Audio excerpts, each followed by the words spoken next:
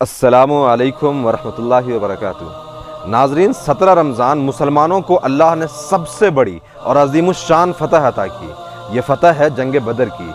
आज हम लोग इस वीडियो में जंग बदर पर बात करेंगे और जानेंगे कि इस जंग की वजह क्या थी और इसकी नौयत क्या थी और ये जंग कैसे हुई और अल्लाह ने कैसे गैबी मदद की और हमें इस जंग से क्या सबक मिल सकता है। सबसे पहले जंग बदर का पस मंज़र और उसका बैकग्राउंड जान लेते हैं। कुरैश ने मुसलमानों पर 13 साल मुसलसल शदीद जुल्म सितम किए, यहाँ तक कि उन्हें हिजरत पर मजबूर कर दिया। मुसलमानों की सारे दौलत और प्रॉपर्टी सीज कर लिए गए। मौलाना सैफुर रहमान मुबारक पूरी ने अपनी किताब अर्रहीकुल मख्तूम के सफ़ा 269 में लिखा है कि कुरैश में मुसलमानों की हिजरत पर बहुत तैश और गुस्सा था।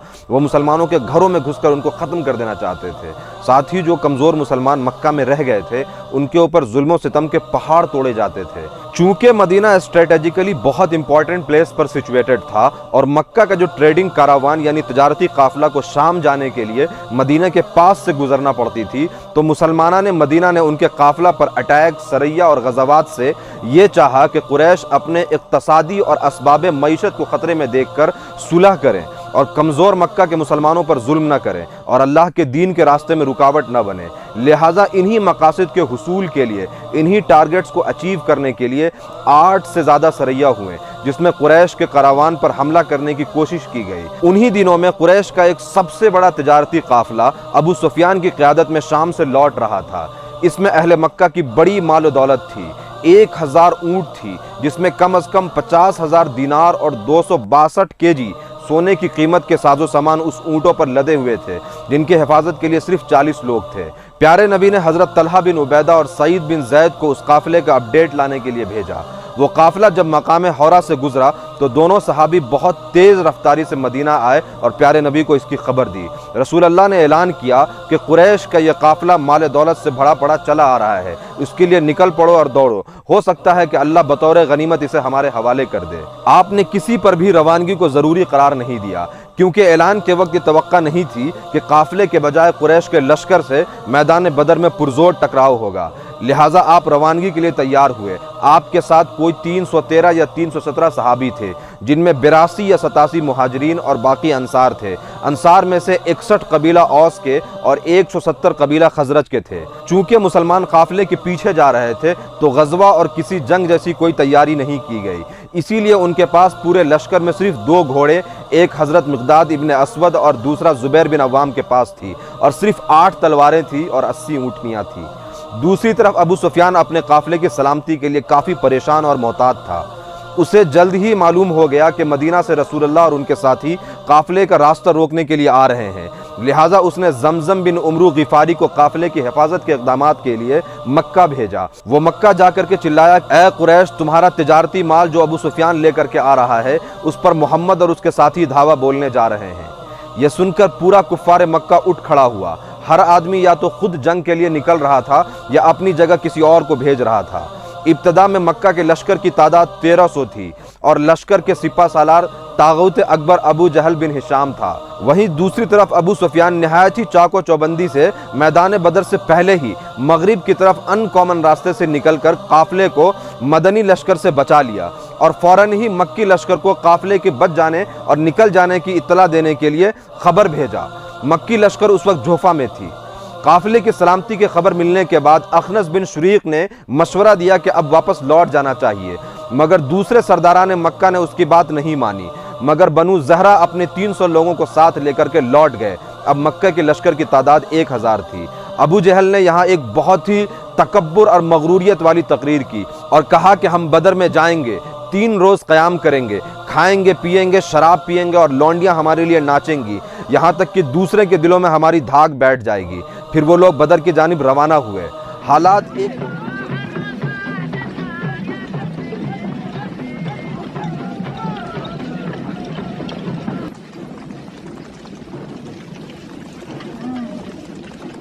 एकदम बदल गए थे। रसूलुल्लाह सल्लल्लाहु अलैहि वसल्लम निकले तो थे एक काफिला को रोकने के लिए, मगर अब एक मुसल्लह फौज से खून रेज जंग दरपेश थी।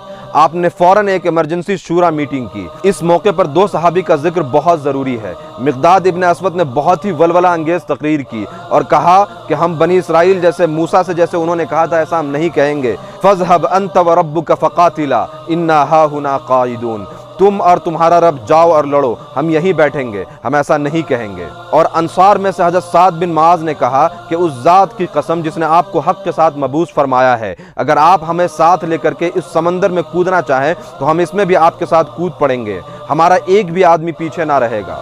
خدا کی قسم اگر آپ اپنی سواری سمندر میں ڈال دیں گے ہم سب کے سب آپ کے پیچھے سمندر میں اتر جائیں گے، اور خدا کی قسم اگر آپ ہمیں حکم دیں گے تم برق الغمام تک پہنچ جائیں گے، یمن کا ایک شہر، اور اپنی جو سواریاں ہیں یہ اونٹ اور اونٹنیاں انہیں اس طویل سفر کی وجہ سے لاغر کر دیں گے، لیکن آپ جہاں حکم دیں گے آپ اس میٹنگ کے بعد مدینہ کا یہ لشکر آگے بڑھتا گیا، یہاں تک کہ آپ بدر کے قریب پہنچ گئے۔ یہاں یہ بات یاد رکھیں کہ ایک بھی صحابہ نے یہ نہیں کہا کہ یا رسول اللہ سامنے ایک مسلح فوج ہے، ہمارے پاس نہ گھوڑے ہیں نہ تلوار ہے نہ زرہ ہے، یہ تو خودکشی ہوگی۔ سب نے اللہ کے رسول کو مانا اور اللہ پر توکل رکھا۔ اس بیچ میں کئی سارے جاسوسی اقدامات کیے گئے، جس میں ایک بار تو رسول اللہ صلی اللہ علیہ وسلم خود حضرت ابوبکر کے ساتھ دشمن کے بارے میں انفارمیشن لینے کے لیے گئے۔ جاسوسوں کا ایک اور دستہ بھیجا گیا جس میں حضرت علی، زبیر بن عوام اور سعد بن ابی وقاص تھے۔ یہ لوگ سیدھے بدر کے کنویں پر پہنچے جہاں قریش کے دو غلام پانی لے رہے تھے، انہیں گرفتار کر کے پیارے نبی کے پاس لایا گیا۔ پیارے نبی نے ان دونوں سے پوچھا کہ قریش کے معززین یعنی بڑے لوگوں میں کون کون ہیں؟ غلاموں نے بتایا کہ عتبہ، شیبہ، ابو جہل، امیہ بن خلف، نضر بن حارث اور بھی کئی نام گنوائے۔ پیارے نبی نے صحابہ سے مخاطب ہوتے ہوئے فرمایا، مکہ نے اپنے جگر کے ٹکڑوں کے تمہارے پاس لا کر کے ڈال دیا ہے، یعنی اپنے جگر گوشوں کو تمہارے پاس دے دیا ہے۔ پھر عشاء کے آس پاس آپ بدر پہنچے جہاں حضرت حباب بن منذر کے مشورے پر آپ قریش کے سب سے قریب کنواں پر پڑاؤ ڈالے۔ یہ ایک بہترین جنگی حربہ تھا جس سے مسلمان لڑتے ہوئے پانی پر کنٹرول رکھے اور پی سکے، وہیں قریش اس سے محروم رہے۔ یہ کنویں تو محمد نے بند کر دیے، اب ہمیں بدر کے بڑے کنووں کے لیے بھی لڑنا ہوگا جہاں وہ قابض ہے۔ یہ بات ہے تو ہم لڑیں گے۔ پھر حضرت سعد بن معاذ کی ریکویسٹ پر ایک مرکز چھپر کی شکل میں تعمیر ہوئی جس کی نگرانی کا ذمہ بھی انصاری صحابہ کے ایک دستہ کے ساتھ سعد بن معاذ کو ملا۔ رسول اللہ صلی اللہ علیہ وسلم میدان جنگ میں تشریف لے گئے اور لشکر کی ترتیب فرمائی۔ یہ رات 17 رمضان جمعہ کی رات تھی۔ اسی مہینے 8 یا 12 رمضان کو مدینہ سے آپ روانہ ہوئے تھے۔ اگلے دن میدان جنگ میں پیارے نبی نے مسلمانوں کو کئی امپورٹنٹ انسٹرکشن دیے۔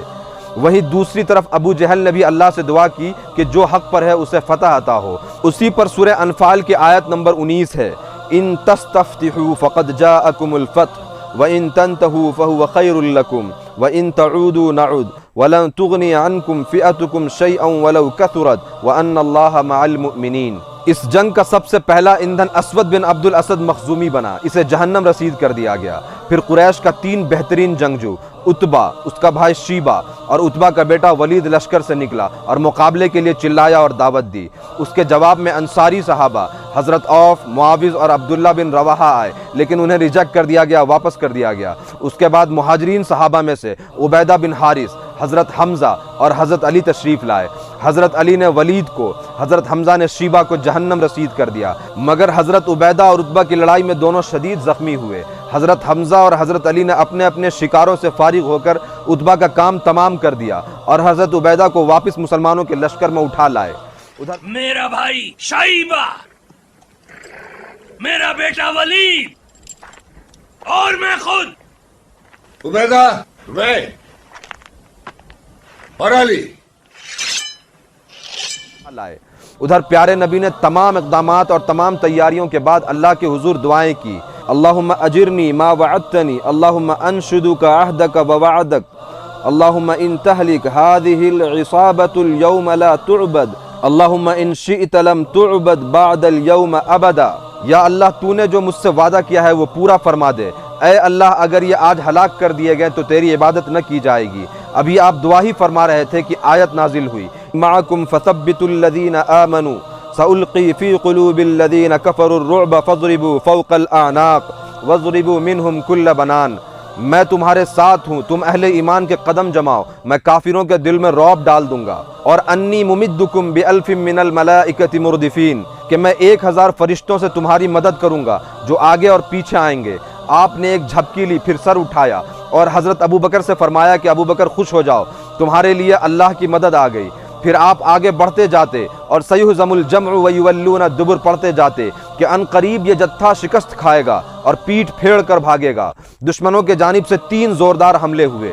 جب آپ نے جوابی حملے کا حکم دیا، دشمنوں کے زور ٹوٹ چکے تھے اور ان کی تیزی جوش و خروش سرد پڑ چکا تھا۔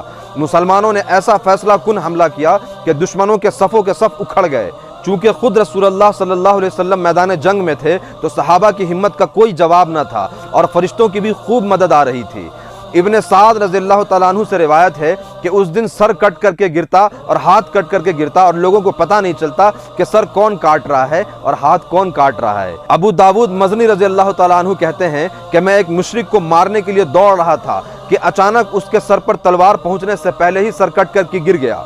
کہتے ہیں کہ میں سمجھ گیا کہ اس کو میرے سوا کسی اور نے قتل کیا ہے۔ ابن عباس رضی اللہ تعالیٰ عنہ فرماتے ہیں کہ ایک مسلمان ایک مشرک کا تعاقب کر رہا تھا، اس کا پیچھا کر رہا تھا کہ اچانک اس مشرک پر کوڑے کی مار کی آواز آئی۔ دیکھا تو وہ گھوڑے سے گرا تھا، اس کے ناک پر چوٹ کے نشان تھی اور چہرہ پھٹا ہوا تھا۔ اس انصاری صحابی نے پیارے نبی کے پاس جا کر کے یہ ماجرا بتایا۔ آپ نے فرمایا کہ یہ تیسرے آسمان کی مدد ہے۔ ابو جہل کو معاذ بن عمرو اور معاوض بن عفرو نے شدید زخمی کیا تھا۔ جنگ کے تقریباً ختم ہونے کے بعد حضرت عبداللہ بن مسعود نے اس کا سر کاٹ کر آپ کی خدمت میں لایا، جہاں آپ نے یہ فرمایا کہ اللہ اکبر، الحمدللہ الذی صدق وعدہ ونصر عبدہ وہزم الاحزاب وحدہ۔ پھر آپ نے اس کی لاش دیکھی اور فرمایا کہ یہ اس امت کا سب سے بڑا فرعون تھا۔ قریش کا ایک سردار امیہ بن خلف کو مکہ میں اس کے غلام رہے حضرت بلال رضی اللہ تعالیٰ عنہ نے قتل کیا۔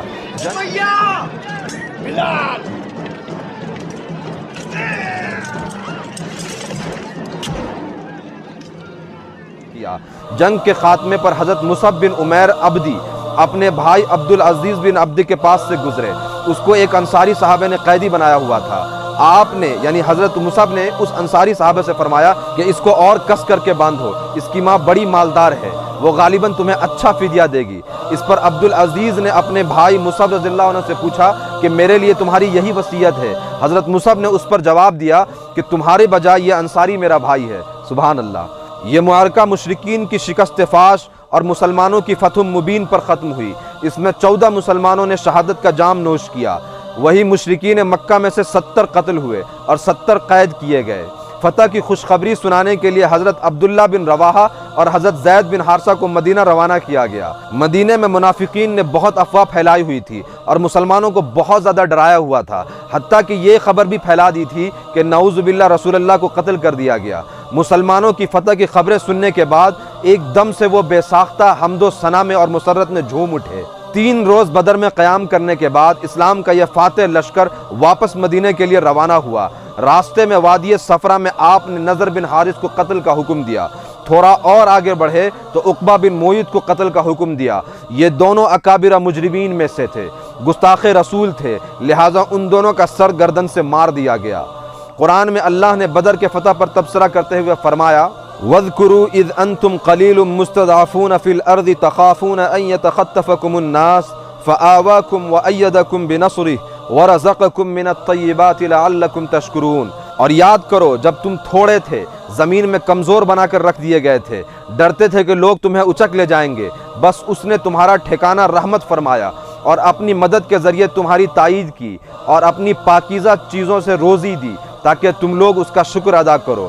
ایک جگہ اور قرآن میں اللہ تعالیٰ نے فرمایا وَمَا جَعَلَهُ اللَّهُ إِلَّا بُشْرَى لَكُمْ وَلِتَطْمَئِنَّ قُلُوبُكُمْ بِهِ وَمَا النَّصْرُ إِلَّا مِنْ عِنْدِ اللَّهِ الْعَزِيزِ الْحَكِيمِ۔ اور اس مدد کو خدا نے تمہارے لیے ذریعہ بشارت بنایا، یعنی اس لیے کہ تمہارے دلوں کو اس سے تسلی حاصل ہو، ورنہ تو مدد خدا ہی کے لیے ہے جو غالب اور حکمت والا ہے۔